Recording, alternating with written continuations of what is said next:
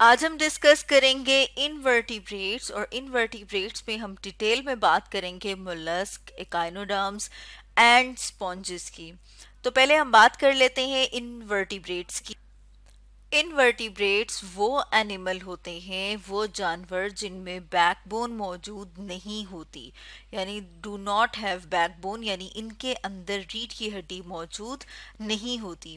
और अगर रीढ़ की हड्डी की बात करें तो जैसे कि हम अगर अपनी कमर पे हाथ लगाएं तो हमें अपनी कमर पे दरमियान में एक रॉड की तरह से नजर आती है, मतलब महसूस होती है, वो है बैकबोन। तो जब हम इनवर्टिब्रेट्स की बात करते हैं, जैसे कि यहाँ पर हम अपने सामने देख रहे हैं स्नेल, तो आप देख रहे हैं कि इसमें कोई भी रीढ़ की हड्डी मौजूद नहीं है। इसी तरह से अगर हम एक और इनवर्टिब्रेट की बात कर लें जैसे कि स्टारफिश, तो स्टारफिश में भी रीढ़ की हड्डी या बैकबोन मौजूद नहीं होती।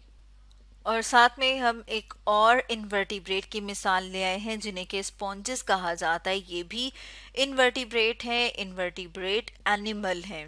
ठीक है, इनमें भी हमें बैकबोन, रीढ़ की हड्डी नजर नहीं आती क्योंकि इनमें रीढ़ की हड्डी मौजूद नहीं होती। इसके साथ हम इनवर्टिब्रेट्स की एक और ख़ास बात देखें तो हम देखते हैं कि इनवर्टिब्रेट्स जो हैं, इनकी जो बॉडी है, जो जिस्म है, वो सॉफ्ट होता है।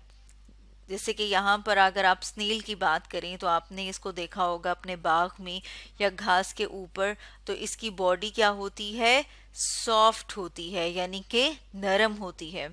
अब जैसे कि हमने बात की थी कि इनवर्टिब्रेट्स में हमने मुख्तलिफ आगे तीन तरह के जो इनवर्टिब्रेट्स हैं उन्हें स्टडी करना है। सबसे पहले हम बात कर लेते हैं मोलस्क जो हैं उनकी। मोलस्क में वो एनिमल्स आते हैं जिनकी सॉफ्ट बॉडी होती है। जैसे यहाँ पर अगर हम मोलस्क में आने वाले जानवरों में से मिसाल देखें तो स्नेल जो है वो एक एग्जांपल है मोलस्क की, और इनकी बॉडी सॉफ्ट है और इनकी बॉडी के अंदर बोन्स मौजूद नहीं होती। कुछ मोलस्क जो हैं उनके बाहर हार्ड शेल मौजूद होता है। जैसे अगर हम स्नेल को देखें तो इसके अंदर जो बॉडी है वो बहुत ही सॉफ्ट, बहुत ही नरम होती है, लेकिन इसके बाहर ये जो शेल हमें नजर आ रहा है वो हार्ड होता है। मोलस्क की एक और मिसाल अपने सामने देखते हैं, जिसे यहाँ पर हम देख रहे हैं स्क्विड, ये भी आता है ग्रुप मोलस्क में। इसी तरह से जो दूसरा ग्रुप है उसे कहा जाता है इकाइनोडर्म्स। इकाइनोडर्म में आने वाले ज़्यादातर एनिमल्स, जो ज़्यादातर जानवर हैं, अगर हम उनकी शेप की बात करें तो वो स्टार शेप है। जैसे कि अगर हम तस्वीर देखें तो यहाँ पर हम देख रहे हैं स्टार फिश, और जो स्टार फिश है हमें देख से पता चल रही है, हम इसे स्टार फिश क्यों कहते हैं, क्योंकि इसकी जो शेप है वो स्टार के जैसी है, इसलिए इसे स्टार फिश कहा जाता है। और अगर हम ये देखें कि ये रहते कहाँ पर हैं तो हम देखते हैं कि ये रहते हैं पानी में। जैसे कि मोलस्क में अगर हमने स्नेल को देखा तो स्नेल किधर होती है, वो खुश्की पर पाई जाती है, स्क्विड जो है वो पानी में पाया जाता है। लेकिन जो इकाइनोडर्म्स हैं, इकाइनोडर्म्स पानी में रहते हैं। इकाइनोडर्म्स के पास खास किस्म का स्केलेटन मौजूद होता है, हार्ड प्लेट्स यानी सख्त किस्म की प्लेट से मिलके बना होता है। स्केलेटन जो है वो ढांचा होता है, जैसे कि हम अपनी बात करें तो हमारे बॉडी के अंदर हड्डियों ने मिलके एक ढांचा बनाया हुआ है। इसी तरह से सख्त किस्म की जो प्लेट्स होती हैं उन्होंने मिलके इकाइनोडर्म्स का स्केलेटन बनाया हुआ है। इकाइनोडर्म्स की बॉडी के ऊपर, या फिर हम कहेंगे कि इनकी स्किन के ऊपर कांटे कांटे से या फिर थोड़े से उभार से नज़र आते हैं, जिन्हें बम्प्स कहा जाता है। यानी कि या तो कांटे कांटे से महसूस होते हैं या फिर थोड़े से उभार से जो है वो महसूस होते हैं इकाइनोडर्म्स की स्किन के ऊपर, इनकी जिल्द के ऊपर।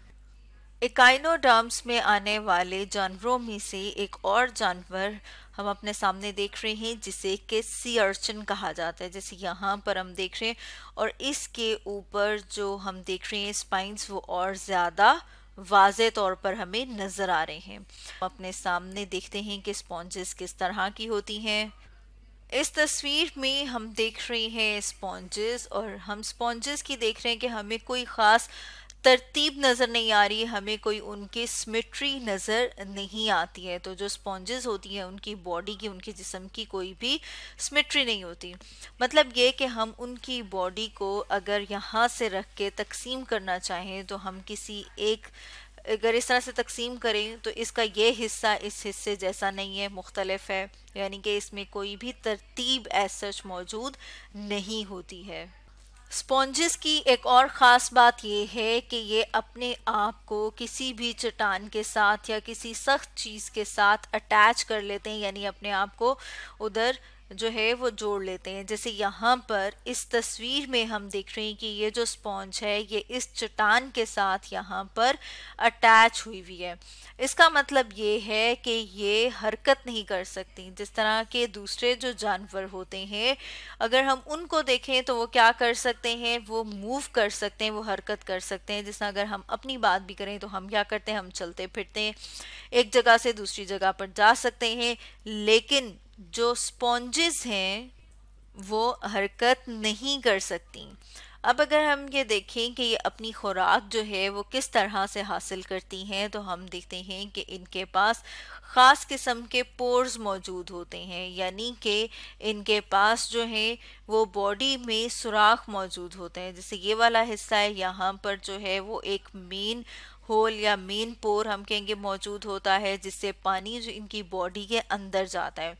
जब पानी इनके जिस्म के अंदर जाता है तो फिर क्या होता है, उस पानी में मौजूद होते हैं न्यूट्रिएंट्स, यानी कि क्या मौजूद है, मुख्तलिफ किस्म के ग़ज़ाई अज्जा मौजूद हैं, उनकी फूड, उनकी खुराक मौजूद है।